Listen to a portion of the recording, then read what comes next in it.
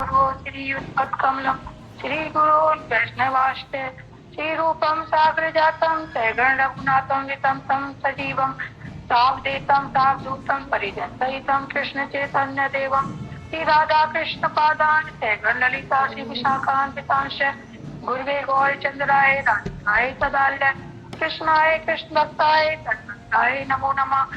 ओम अज्ञानतिमिरान्धस्य ज्ञानाञ्जन शलाख्या चक्षुर्मिलितं येन तस्मै श्रीगुरुवे नमः। नमो ओम विष्णुपादाय कृष्णपृष्ठाय भूतले श्रीमद्भक्तिवेदान्त गोस्वामी नामिने। नमो ओम गुरुदेवाय दीप्ते सौम्याय मूर्ते भक्ति स्वरूप सिद्धान्ते परमवे श्रीमात्मने। नमो ओम विष्णुपादाय राधिकाय प्रियात्मने श्रीमद्भक्तिवेदान्त नारायण गोस्वामी नामिने।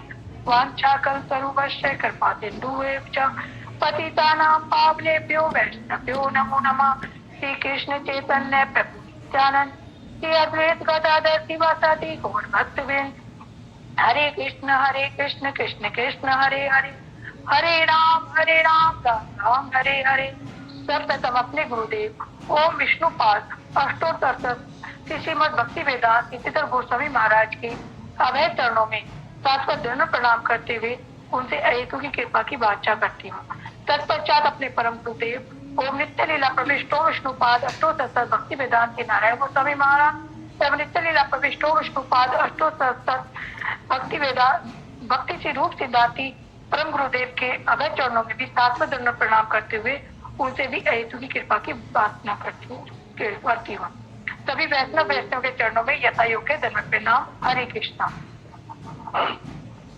आज हमारा विषय है वाराणसी में मायावादी सन्यासी विकासानंद द्वारा प्रभु की निंदा। मार्ग में पड़ने वाले गांवों एवं नगरों को कृष्ण प्रेम की बाढ़ में डुबाते हुए श्रीमन महाप्रभु मायावादियों की नगरी वाराणसी पहुंचे। महाप्रभु जब मरण कर्णिका घाट में स्नान कर रहे थे उस समय तपन मिश्र ने वहां पर प्रभु का दर्शन किया। पहले गृहस्थ लीला के समय जब प्रभु बंग देश की यात्रा पर गए थे वहां पर उन्होंने तपन मिश्र पर कृपा की थी तथा उसे काशी में रहने का आदेश दिया था तथा यह भी कहा था कि मैं तुमसे वही मिलूंगा। अतः आज तपन मिश्र ने प्रभु को पहचान लिया। उन्होंने पहले ही सुन लिया था कि प्रभु ने संन्यास वेश धारण किया है। अतः महाप्रभु को सन्यासी वेश में देखकर उन्हें अपार आनंद हुआ। वे श्रीमन महाप्रभु के चरणों में गिरकर रोने लगे। प्रभु ने उन्हें उठाकर आलिंगन किया। तत्पश्चात वे प्रभु को अपने घर ले आए तथा उनकी अच्छी प्रकार से आदर सत्कार किया। उसी काशी नगरी में महाप्रभु के एक और प्रेमी भक्त निवास करते थे। उनका नाम चंद्रशेखर था। वे वेद जाति के थे तथा तपन मिश्र के मित्र थे। उन्होंने जब सुना कि प्रभु काशी में तपन मिश्र जी के घर आए हैं तो वे भी दौड़े दौड़े प्रभु का दर्शन करने के लिए तपन मिश्र के घर पर आ पहुंचे। श्रीमन महाप्रभु का दर्शन करते ही वे आनंद से रोते रोते प्रभु के चरणों में गिर पड़े। महाप्रभु ने उन्हें उठाया और प्रेम से गले लगा लिया। चंद्रशेखर कहने लगे, प्रभु आपकी हम पर अपार करुणा है कि आप हमें दर्शन देने के लिए काशी में पधारे हैं। अपने दुर्भाग्य के कारण ही हम दोनों यहाँ पर पड़े हुए हैं। यहाँ माया और भ्रम आदि को छोड़कर सब कुछ ही भ्रम आदि को छोड़कर सब कुछ ही भी सुनाई नहीं पड़ता। यहाँ माया एवं भ्रम शब्द को छोड़कर कुछ भी सुनाई नहीं पड़ता। ब्रह्मा के मायावादी सन्यासी प्रभु को भी मायावादी सन्यासी जानकर उन्हें निमंत्रित करते थे परंतु प्रभु दुसंग के भय से उनकी वंचना कर देते थे।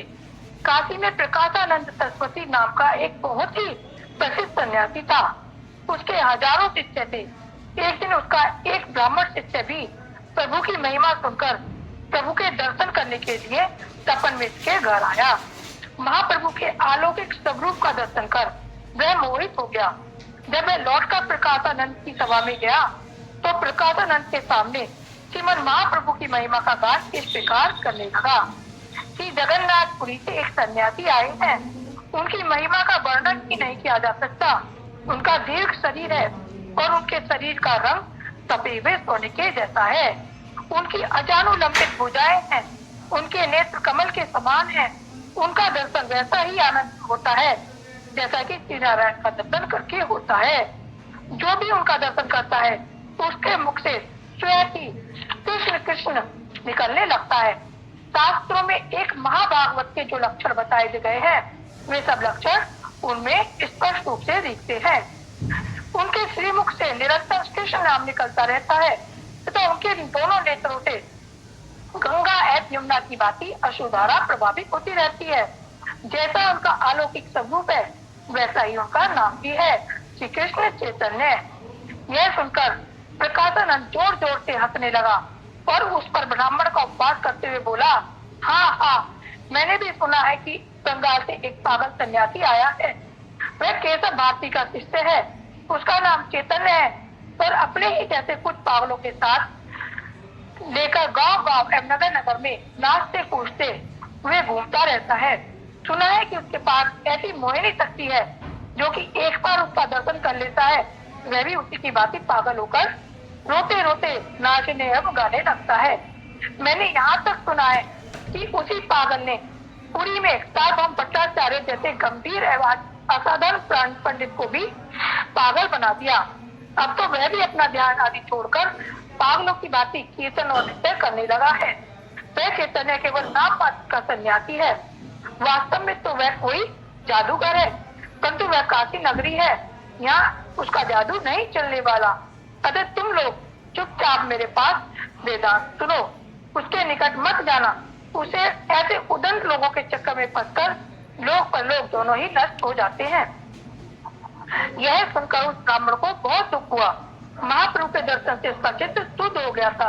अतः वह कृष्ण कृष्ण कहकर वहां से उठकर आ गया। दूसरे दिन वह जब पुनः महाप्रभु के पास आया तो प्रभु से कहने लगा, प्रभु, प्रकाशानंद सरस्वती आपकी निंदा करता है। यह सुनकर प्रभु मुस्कुराने लगे। महाप्रभु का मुस्कुराते हुए देखकर उससे पूछा, प्रभु, जब मैंने उसे आपका परिचय दिया तो वो कहने लगा, हाँ हाँ मैं जानता हूँ। ऐसा कहकर उसने 3 बार आपका नाम लिया, परंतु आधा ही अर्थात चैतन्य चैतन्य चैतन्य। मैं समझ नहीं पा रहा हूँ कि उसने आपका पूरा नाम श्री कृष्ण चैतन्य क्यों नहीं कहा। प्रभु हंसते हुए बोले, मायावादी लोग श्री कृष्ण के नाम, रूप, गुण और लीला इत्यादि को नित्य नहीं मानते, अतः वे श्री कृष्ण के चरणों में अपराधी हैं। उनके मुख से श्री कृष्ण नाम नहीं निकल सकता, क्योंकि श्री कृष्ण के नाम और उनके स्वरूप में कोई भेद नहीं है। ऐसा कहकर प्रभु ने उस ब्राह्मण पर कृपा की और वृंदावन की ओर चले गए। महाप्रभु की जय, जनक प्रभु की जय। हरे कृष्णा। सभी को दंडवत प्रणाम।